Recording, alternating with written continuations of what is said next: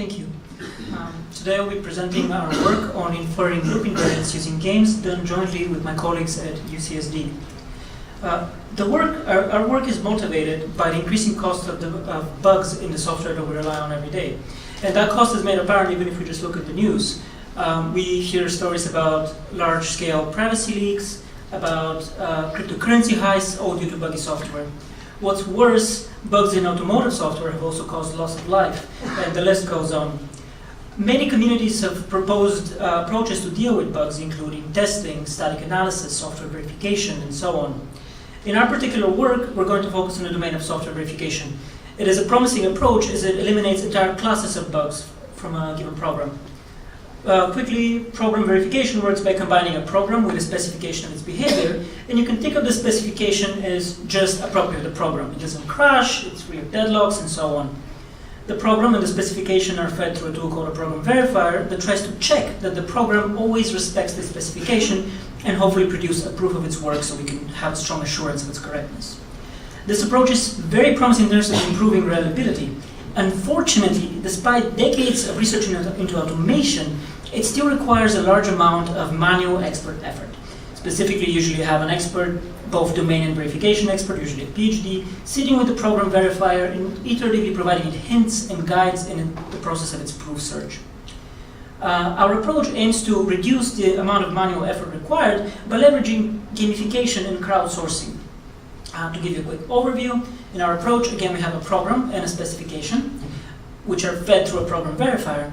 But unlike traditional verification, we also generate a game from the program. We ask the crowd to play that game. And from the work of the crowd, we synthesize the guidance that traditionally an expert will provide to the program verifier to produce a proof. In this talk, I'll first give you a very quick video demo of our game. We're going to give you a little bit of background on how traditional program verification works, and we'll finally put it all together and see how the game fits in the domain of program verification. So moving on to our demo, this is the main screen of the game, and our game is centered around finding expressions between variables. For example, we have two variables here, x and y. The green rows below them show several example values for those variables. A player interacts with the game by entering expressions in the text box you see. For example, if they enter the expression x, they will see the values of x below. If they enter a Boolean expression such as x less than or equal to 16 that satisfies all the examples they see, all rows turn green and the game accepts the expression. This is ultimately the player's goal, to find expressions that satisfy our examples. The expression they entered now doesn't satisfy our examples, so that is not accepted. The game allows to evaluate more complex expressions such as x plus y. Also, it allows more complex Boolean expressions, such as x plus y is positive. The player in this example eventually notices that in all the rows, x always equals to y. The game accepts that, and that ends up being the final guidance that the verifier needs to prove the underlying program. Now that I've shown you the game, let's take a step back and see how it relates to verification. To do that, we'll start with a little bit of background on verification. We're going to use a simple program as a running example. It starts with three variables that are initialized, then it has a loop that runs for n iterations, incrementing those variables by some values. The specification we want to prove for this program is that when it's done running, x equals y. The key challenge for an automated tool to show that is reasoning about loops, as loops can run for an unbounded number of times. And this is where the expert help comes in. In order for the automated tool to reason about it, it needs what's called a loop invariant. It's just an expression that holds at the beginning of every loop iteration. For example, the needed loop invariant here is just x equals y. Unfortunately, often in practice, these invariants need to be written manually, and we'll see why next. This program that we showed you, actually does something much more interesting than just incrementing two numbers and keeping them equal. It actually computes n squared inside of x. So let's try to prove this more interesting specification. To prove that, we need a stronger invariant. And this is specifically this fairly large expression here. Coming up with an invariant such as this automatically is difficult for several reasons. First of all, if you look at the conjuncts highlighted in red, you will notice that they don't actually appear in the text of the program. You can't just mine the text for sub-expressions. Some amount of creativity and originality is required from the user or from the expert to come up with these. Second, conjuncts such as the first equality highlighted in red don't fit common templates that have been encoded in some state-of-the-art tools. Third, this invariant comes from a very large search space. Even if we just consider just the variables, constants, and operations on the screen, there's more than 10 to the 15th expression smaller than the expression that we need in this case, which renders most forms of exhaustive enumeration not effective here. And finally, while the first equation seems obviously useful, it talks about x being a square, useful towards the proof goal, it's not immediately obvious why the other two conjuncts are required. In practice, for the verifier to be successful, we need to strengthen invariants until they become inductive. Now that we've seen the challenges behind coming up with these invariants, these expert hints, let's see how we're going to actually turn this function into a level and how the user interacts with it. In our game, we don't actually show neither the program nor the specification we're trying to prove to our players. Instead, we show them runtime values for several of these variables. Specifically, we execute this program on some random starting values, in this case n equals 4. We run the loop for several iterations, and we record the values of interesting variables at the beginning of loop iterations. And this way we obtain our game level. The game goal now for the user is to enter expressions that evaluate the true on all rows, and we have the visual aid of turning the entire row green when the player actually successfully does that. It's one of the important design decisions and central insights of approach is that we actually can change the task. The task for the user here is actually easier than the original verification task. We don't ask them to come up with the whole invariant at once. We don't ask them to only come up with expressions that are part of the correct invariants. We just ask them to extrapolate from runtime data. So why are players effective even though they don't even see the program, neither the program nor the proof goal? One of the other insights here is that these patterns that they're not obvious from the source code of the program can sometimes become obvious by looking at the runtime traces. For example, if a player focuses on these two columns, they will notice that x is a sequence of consecutive squares. I is a sequence of consecutive numbers. From here, it's a relatively short deductive step to try x equals I plus 1 squared and to find one of the invariants.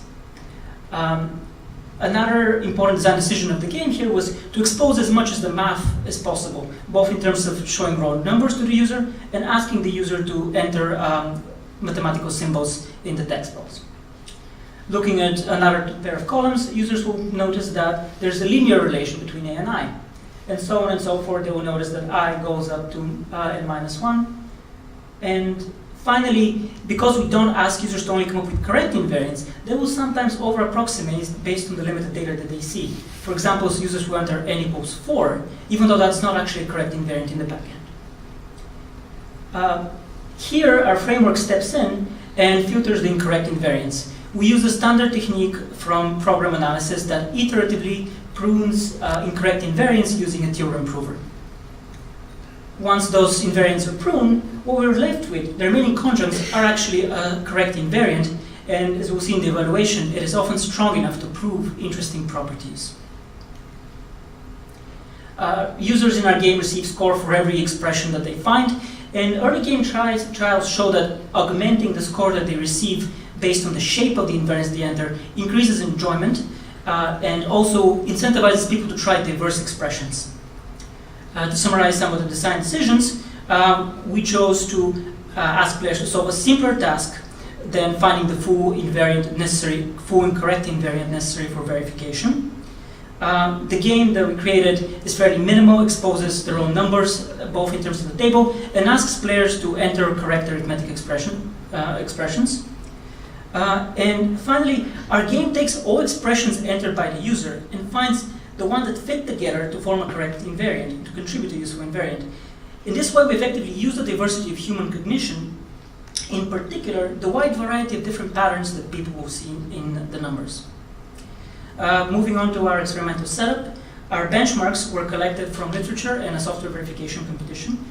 We ran 4 state-of-the-art loop invariant generation and program verification tools, and we eliminated any benchmark that was solved by any one of those state-of-the-art tools.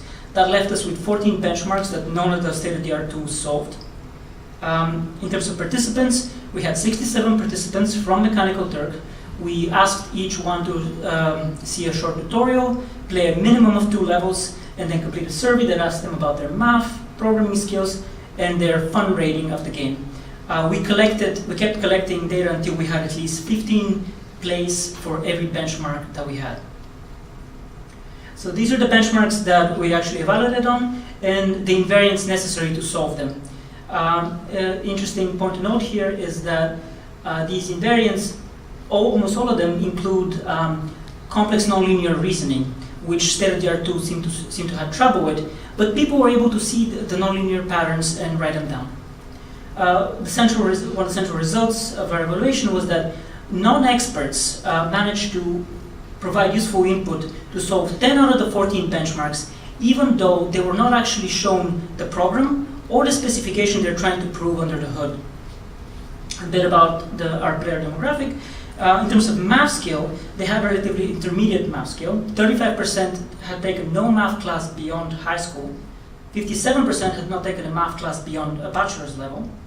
In terms of programming skills, they had a relatively low programming expertise, 40% no programming expertise, 32% self-identified as novices, and 24% is intermediate. It's worth noting that if we eliminated the 3% of players that consider themselves above intermediate, we would still have solved exactly the same number of benchmarks. In the paper, we do a bunch of analysis on what is the relationship between player skills and player effectiveness. And I'll refer you to the paper for that in-depth analysis. Here I just want to summarize several of the interesting results from that analysis. First, I need to introduce the notion of player effectiveness. We define the effectiveness of a group of player G as the number of times a player from that group G solved a level, divided by the number of times a player from that group G played a level. And we're going to roughly visualize this on a chart where the y-axis is the math skill of players, and the x-axis is the programming skill of players. First of all, in this data set, we had no players that had a PhD level of math or taken a class at the PhD level or identified as professional programmers. The first thing we noticed is that players with no math and no programming skills were not effective at solving levels. So the game does not enable complete novices to actually be effective in this verification task. Most of the effective players, the most effective players in our game were people that had some math or some programming skills. But we have plenty of instances of players with little programming experience that can be effective as long as they have some math education, usually at the bachelor's level. In terms of player enjoyment, players rated the game at 4.36 on a scale of 1 to 5. And we had some empirical evidence in terms of encouraging emails of players asking for more levels and more access to the game. These results should be taken with a grain of salt. As per the requirements of Mechanical Turk, we paid players for their time. There's more evaluation necessary to determine how fun the game will be for players in the wild without remuneration. To summarize our evaluation, we chose a fairly minimal game, asking players to solve a simpler task than the full verification task, and exposing both numbers in terms of the table people see and the math symbols in terms of what players enter. With this strategy, we built a game that allowed non-expert users to solve levels that were not solved by state-of-the-art tools. And we have some anecdotal evidence that it is successful in leveraging the diversity of human cognition. Specifically, we had 2 instances of a benchmark that was solved by taking 2 players' individual solutions and putting them together, but was not solved by the individual solutions of the players. And also, we had 1 instance of a player finding a very original solution to a problem that was very different from our own. It was sufficiently different that we actually thought that we had a bug in our own framework, and were surprised to find that it was actually correct. There's been a lot of work on gamification in recent years, including games such as Xylem, Binary Fission, GhostMap, and for more information you can read broadly on the Very Games project. In the interest of time, I'd like to just summarize the main 2 points of difference here. We chose a design point that goes more towards exposing as much of the math as possible, creating a very minimalist game. And we provide an evaluation on hard benchmarks that were not solved by state-of-the-art tools. Also comparing human players with those tools, and provide some empirical evaluation on how their math and programming skills correlate with their successful solving skills. There's a lot of interesting opportunities for future work. Particularly, we'd like to extend this framework to work with programs in the wild. That involves handling non-trivial program features such as heaps, data structures, disjunctive reasoning, We would also like to evaluate how players in the wild react to this game. This involves measuring player enjoyment, retainment, and so on. And we believe that there's a lot of very exciting opportunities here in the multiplayer world, both in terms of cooperative and competitive multiplayer gameplay. And to summarize, I presented our approach, gamification approach to infer loop invariants using runtime values. The game that we present managed to solve 10 out of the 14 benchmarks that state-of-the-art tools were not able to solve. And you can actually find the game if you follow the link below and play it right now. Yes, and with this I'd like to open the questions. Thank you.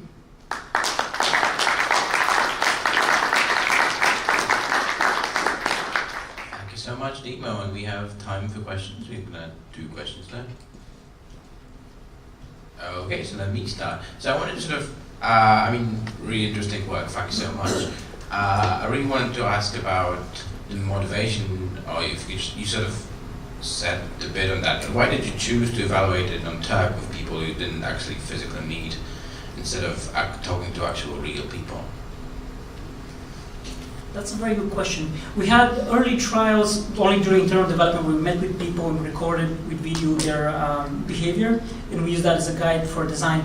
Mechanical Turk provided a convenient way to run a lot of trials very quickly, so that was, I guess, was one of the big motivations behind it. We were also hoping that, I guess, in Mechanical Turk, you're not likely to meet verification experts, right? It provides you a large crowd of people that you can think of as average normal players. Yeah, so I guess that'll be the answer. Cool, thank you.